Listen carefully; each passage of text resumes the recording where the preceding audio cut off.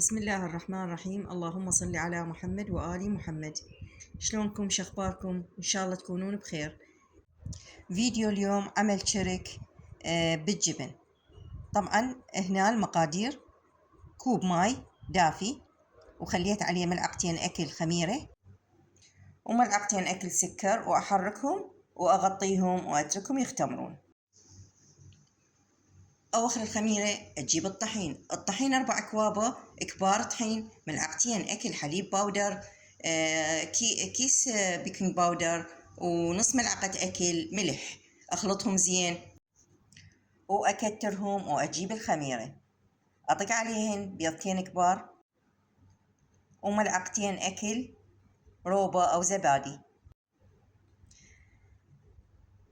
أخلطهم خلط جيد، وبعدين أضيف الطحين، أظل أعجن بيه. وأثناء العجن وأنا أعجن بيه يعني بعد على النص، وأضيف الزيت. طبعا اللقطة هنا إن حذفت عندي. أضيف الزيت يعني مقدار نص ربع كوب، العفو ربع كوب من الزيت أضيفه وأعجن بيه هذا العجن. إذا احتاجيت ماي أضيف، احتاجيت طحين أضيف. هنا ما احتاجيت، طلعت العجينة حلوة عندي. طبعا دهنت الطاسة وحطيت العجينة وغطيتها واتركها تختمر. بعد ما اختمرت عندي هنا العجينة، راح أخليها وأقطعها بالحجم اللي أريده. طبعا انتم ممكن تحبون شنق صغار أو كبار، هذا شيء يرجع لكم. هنا هذا الحجم المناسب إلي، قطعته بهالشكل وبعدين أشنقه. طبعا رشيت المكان بالطحين اللي أضيف عليه الشنق،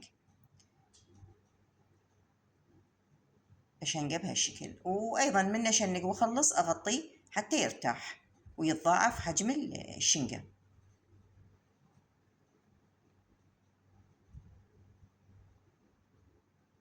هنا تضاعف عندي الحجم، راح أفردها بالشوبك وأحشيها. تردون تحشونها ما تحشونها هذا هم شي اختياري.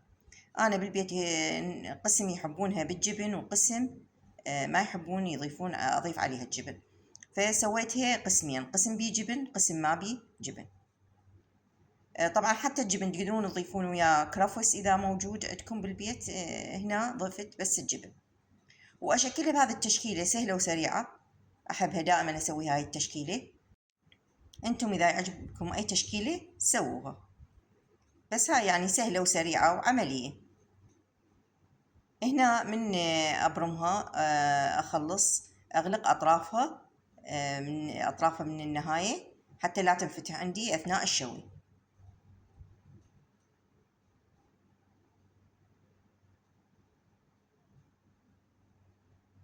طبعا أخليها بصينية مدهونة بالزبد، وأخلي بين قطعة وقطعة مسافة حتى أثناء ما ترتاح، لأن أنا راح أتركها أغطيها وأتركها ترتاح. مثل ما تشوفون تركت مسافة بين وحدة ووحدة وأغطيها. هنا سويت شرحتها بهالشكل، يطلع شكلها كلش حلو، وأغطيها وأتركها يتضاعف حجمها. حضرت صفار البيض اللي راح أدهن به وجه الشرك أو الصمون. حطيت عليه شوية حليب، حركته، أخلطه خلط جيد، وأدهن به وجه الشرك أو الصمون، ورشه بالسمسم والحبة السوداء. طبعا أنا مشغلة الفرن على درجة حرارة عالية، أعلى ما يكون، ومخليته يحمي أثناء ما خلطت البيضة.